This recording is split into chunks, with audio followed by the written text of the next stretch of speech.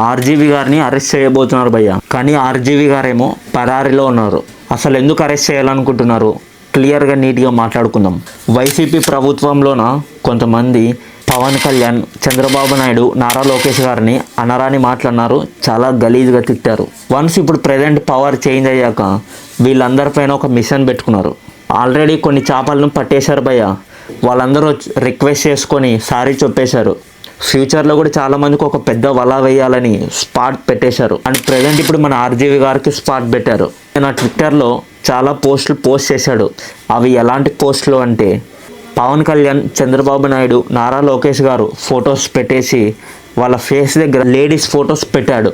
And ఇదే కాకుండా different పోస్టులు చాలానే చేశాడు. సినిమాలు కూడా వ్యూహం లాంటి సినిమాలు చాలానే తీశారు. ఆర్జీవి గారు ఇలా వీళ్ళ ఇమేజ్ని డ్యామేజ్ చేసేలా చేశాడు. విచారణ కోసం ఫస్ట్ టైం వెళ్తే నాకు మూవీ షూటింగ్లో కొంచెం బిజీగా ఉన్నాను అని స్కిప్ చేశాడు.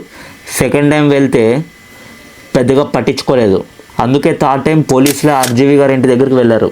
అక్కడ లేడు. ఆయన రెగ్యులర్గా ఏ ప్లేస్లో ఉంటాడో ఆ ప్లేసెస్ అన్ని కనుక్కొని తిరిగారు. ఎక్కడ కనపడలేదు. సో చూడాలి మరి ఈయన ఎలా డీల్ చేస్తారు. ఆయనే వచ్చి లొంగిపోతాడా లేదా, ఈయన కూడా అందరిలో సారీ చెప్పేస్తాడా, చూడాలి మరి.